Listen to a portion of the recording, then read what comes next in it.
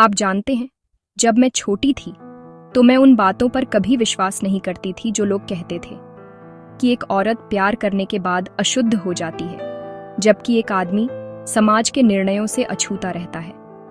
लेकिन सिर्फ 24 साल की उम्र में जब मेरी शादी निलेय से हुई तो मुझे एहसास हुआ कि ये मान्यताएं कितनी गहरी हैं। निलेय दूसरों जैसा नहीं था। वह हमेशा कहता था, सिर्फ समाज के लिए मेरी पत्नी मत बनो, मेरी सबसे अच्छी दोस्त बनो, क्योंकि दोस्ती तब भी रहती है जब रोमांस फीका पड़ जाता है। ईमानदारी से कहूं तो इसने मुझे डरा दिया।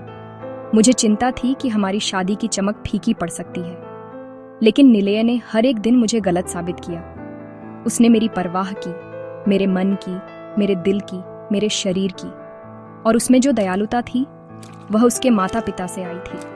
उनके घर में मेरे पहले दिन मैंने एक रस्म के लिए हलवा बनाने में गड़बड़ कर दी।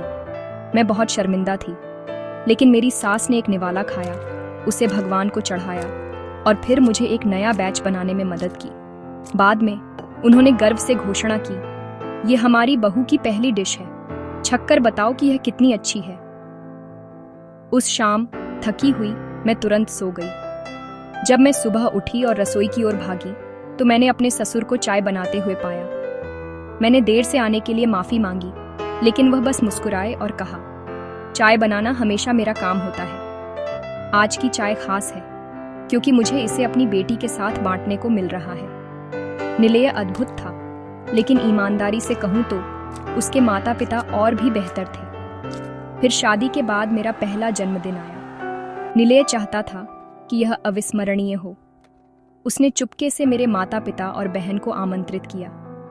जब मैंने उन्हें दरवाजे पर देखा तो मेरा दिल खुशी से भर गया, लेकिन निलेय गायब था।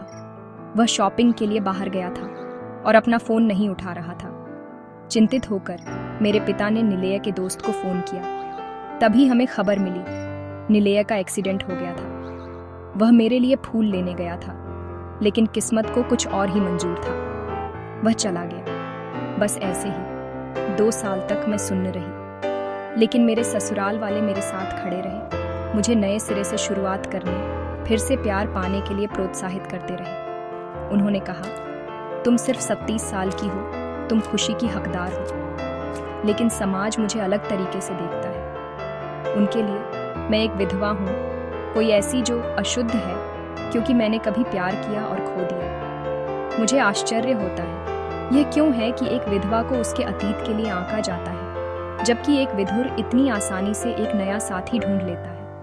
मेरे चुनाव किसी और की शुद्धता के लेंस से क्यों देखे जाते हैं? हाँ, निलेय और मैंने प्यार साझा किया, सच्चा, शारीरिक, भावनात्मक, लेकिन अब वह चला गया है। क्या यह मुझे खुशी के कम योग्य बनाता है? समाज भले ही जज करे, लेकिन मैं अपनी कीमत जानती हूँ। और अगर आप मेरी तरह हैं, याद रखें, आपकी कहानी खत्म नहीं हुई है। आपको ठीक होने, उम्मीद करने और फिर से प्यार पाने की अनुमति है।